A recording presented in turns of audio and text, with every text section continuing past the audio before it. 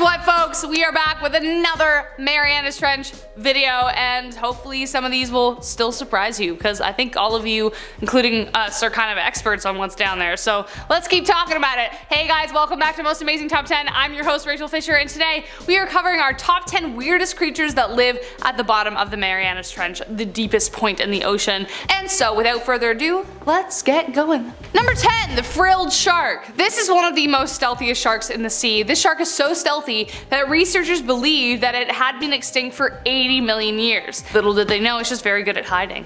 The frilled shark is a deep sea dwelling creature that was rediscovered in 2015 when two Australian fishermen caught it in their net. Frilled sharks kind of look like an eel, a shark, and a hairbrush kind of had a baby. It has a long, slender body that slithers through the water in a very serpenty way. It earns its name due to the 6 gills it has on either side that fan out in an unusual way. But the really scary part is how many teeth they have. They have over 300 mini daggers in their mouth, angled backwards like hooks so they latch onto their prey like Velcro.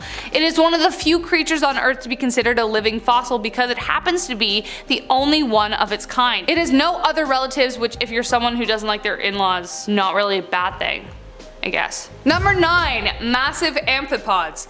If you love jumbo shrimp, then oh boy, this would be a treat. Massive amphipods have been found in the trench. They kind of look like massive shrimp, which is a direct result of a phenomenon called giantism.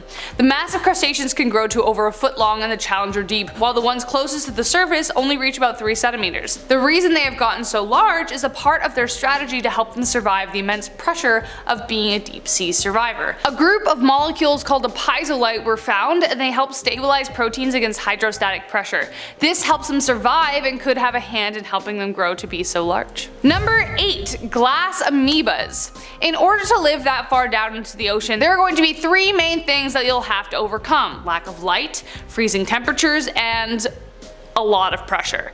Therefore, intense survival skills are required. Scientists were shocked to find Foraminifera, a kind of amoeba, surviving down in Mariana's Trench, but with some alterations. This kind of organism is found all over the world, but usually they build hard shells for themselves out of calcium carbonate. Down in the trench, the intense pressures dissolve these minerals, leading them to instead build a kind of glass house. They have adapted to use proteins, organic polymers, and even sand, which is made from silicon dioxide, which forms a kind of pressure-proof glass shell. A specific kind of Foraminifera called xenophyphores have taken this one step further and glue sand, casts of shells, and microbial skeletons to their feces, which essentially makes a pressure-proof shell to live in. Gotta do what you gotta poo, do.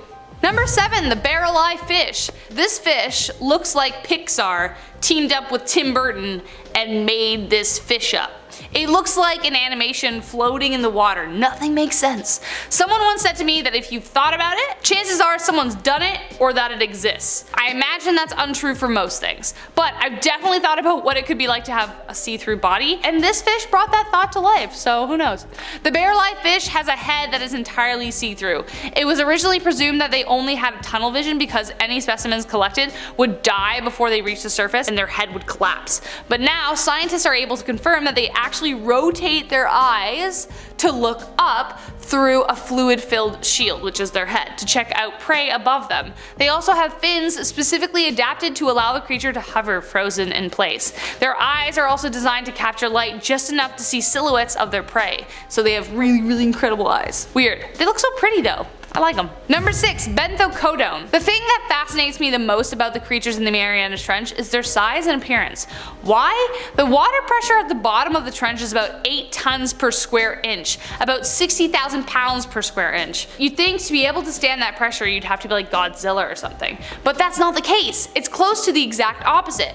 The Benthocodon is a deep sea jelly that is entirely opaque and floats around in a deep red hue, pretty delicate and really small. The opaque bell serves as a way of hiding its food in case their bioluminescent lunch signals other predators. It has over 1,500 tentacles, and despite its little size and delicate flesh, it can survive the immense pressure of the deep. So figure that one out. Number 5, the STOUT BLACKSMELT. This deep sea dweller has also been dubbed the owlfish due to its eyes. In comparison to its body, its eyes are like pretty massive, and we can guess why. The stout BLACKSMELT uses its massive eyes to help capture any light it can lay its eyes on. The eyes have cones in them, have like narrow cones that help them suck in as much light as possible, kind of like a vacuum for light. It is a feature they definitely need while they continue to live at depths of over 6,600 meters. Not too much else is known about this little guy, save for the fact it definitely can't stand against a squid. Here's a video of this poor fish losing a battle with a squid. Check it out. Owlfish are predators that feed on small crustaceans and jellies. They have enormous eyes to help them find their food in the dim light at great depths. Number 4, the anglerfish slash the nope fish. This is the most terrifyingly ugly fish in the world. There are over 200 species of anglerfish that dominate the midnight zone with their terrifying good looks. Each are similar dark brown and gray in color with massive heads and mouths decorated in sharp translucent teeth. The largest species can reach up to 3.3 feet in length or significantly smaller, less than a foot. They are the horror movie villain of the deep with tricky bioluminescent lures. Thanks to these horrifying creatures, Finding Nemo almost had a grimmer ending. Despite their size, the mouth of the anglerfish is massive and, like a python, can stretch wide enough to consume prey twice their size. Considering there's absolutely no light, it's cold and lonely, I guess it makes sense that they are a little angry. One can't afford to make friends out of fish when their next meal could be days away, so fish aren't friends, they are food. Number 3, DUMBO octopus. I love it so much. Weird cute is the best combination. Okay, fight me. I'll just show you a picture of this. Meet the only cute thing to live in such a dark place, the DUMBO octopus. The DUMBO octopus, as you can guess, resembles Disney's adorable Dumbo elephant, as it has big fins that look like ears on either side of its head and just like whoop flings around. These fins help this floating boopity boop steer through currents.